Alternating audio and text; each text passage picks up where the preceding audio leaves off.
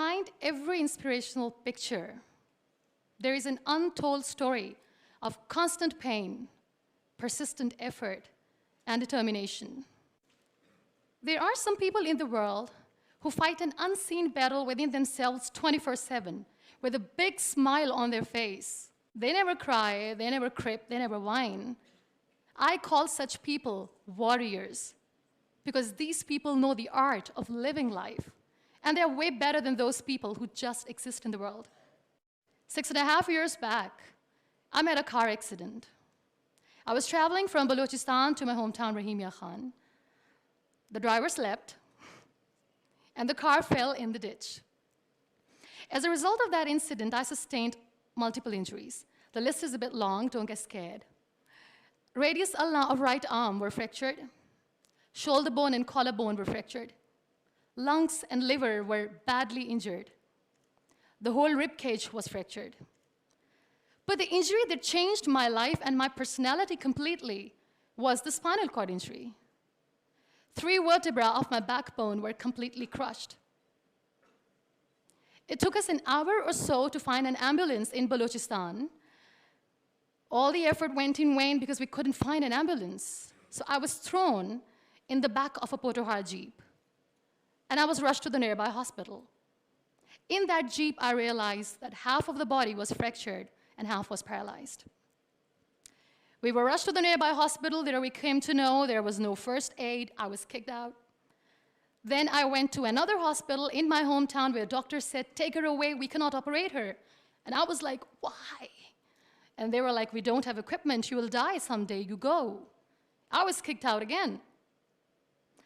But I finally ended up in a comparatively better hospital in Karachi. Luckily, I wasn't kicked out, probably that's why I'm alive. So I stayed in that hospital for 2.5 months. I underwent 3 major, 2 minor surgeries. The doctors have put a lot of metal in my arm, a lot of metal in my backbone. So I feel more like an iron lady now. But those 2.5 months that I spent in the hospital were dreadful. I was in severe pain, both physically and psychologically. Many people left. Very close ones. The ones who were supposed to stay with me were the ones who left me when I needed them the most. I was devastated. Life was completely pointless, aimless, colorless. I was tired of wearing the white scrubs, looking at the white walls, doing nothing, sitting idle. I really didn't want to live. But then I realized that instead of crying for the people who were not meant to be with me, and for the legs which I have lost, I have people around me who want to see me alive. I have so much to be grateful for. So let's stop cribbing, stop whining, because it's pointless. The best decision that I took in my entire life was the painting that I made in the hospital with a deformed hand. That's how I added colors in my colorless life. That's how this adversity helped me in exploring an artist in me. That's how this art kept me alive through this whole journey. Then I was moved to Islamabad. I stayed in my room on the bed, confined for 2 years, because I developed multiple pressure ulcers and a variety of infections and allergies. Now, this whole traumatic journey of 2 years and 2.5 months being bedridden, doing nothing, the only thing that kept me alive was art.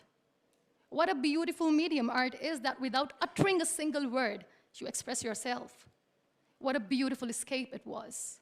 But the day I sat on the wheelchair for the first time, I was a completely different person.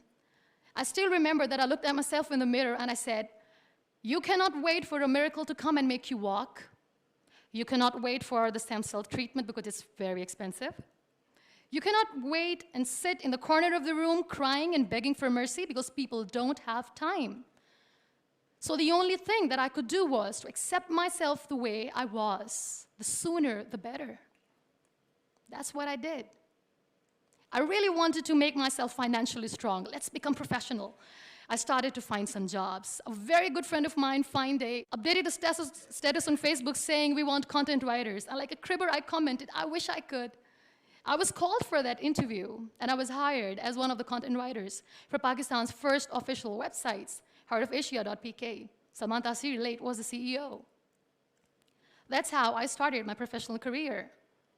So I was becoming financially strong, stable, content writing was good. I was constantly exhibiting my work in different galleries. I was flourishing as an artist. Life was easy, but I wasn't happy. I was not contented because I was constantly aiming high. I was thinking big. I didn't know how I'm going to do, but I knew that I wanted to do something big for people, for the country. One day, I came across this polio campaign advertisement in which this little boy from a very underprivileged family is sitting on a wheelchair, and with his father sitting with him, crying and saying to the world in that campaign that give polio drops to your kids, otherwise they'll become like him. That advertisement shook me from inside. I feel devastated. The way that boy was objectified as an emblem of grief, misery, mercy, lifelessness, nothingness. Such a wrong picture which was being portrayed in media about the persons with disabilities. That's what we are called. That was the day when I decided that I have to change the perception of the people about being on wheelchair. Because being on wheelchair, you can still face the world with a big smile on your face, and you can tell the world that you're happy the way you are. No one has right to objectify us as an emblem of misery or mercy. We are human beings. We breathe. We have souls. We are alive. We feel. We don't need your sympathies. We don't need your empathies. Let us live. No one has right to diss our abilities. We are capable enough to breathe and to live each and every moment of our lives. I recently did a modeling campaign for Toni & Guy, and that makes me Pakistan's first wheelchair-bound model. I'm brand ambassador of the Body Shop Pakistan, and I'm one of the very lucky Pond's Miracle women.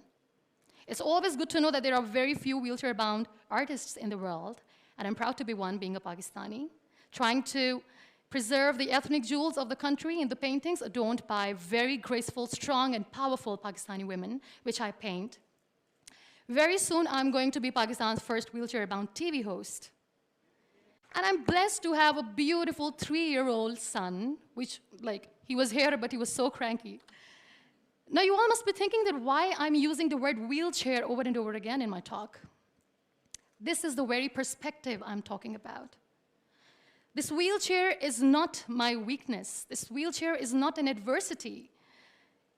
This is my strength because the kind of attention that I get when I go anywhere is priceless. Everyone loves to be in the limelight. I have started enjoying to be in the limelight too. This is the very perspective I'm talking about. This wheelchair has given me an opportunity to explore what I had in me, and I never knew it. I feel really sorry for some people who play this blame game. They say they feel caged. They cannot perform well, they cannot excel because system is not allowing them to do. The government, Pakistan, the whole world, society, economy is not letting them grow as a person. They're not excelling in their careers. They say they're caged. I feel sorry. I can undoubtedly say that I'm caged because when I get up in the morning, I'm unable to sit on my own. I'm unable to shift from the bed to the wheelchair, from the wheelchair to the car, from the car to the wheelchair.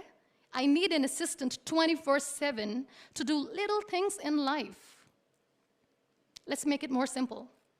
When I feel thirsty at midnight, and when I forget, which I always do, when I forget to keep my water bottle on my nightstand, and when I don't see anyone around to help me, I stay thirsty for the whole night because I'm unable to get a glass of water for myself.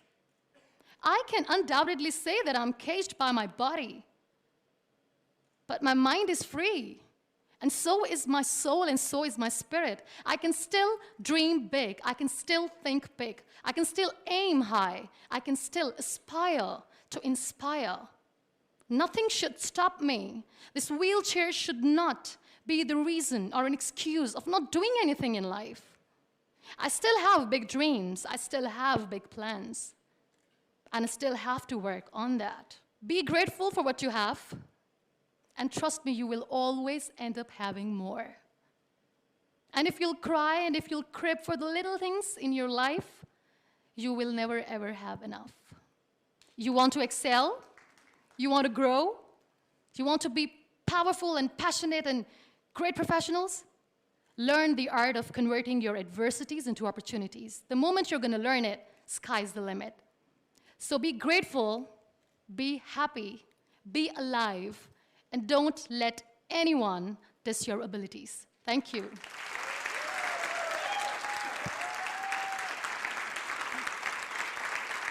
Thank you so much.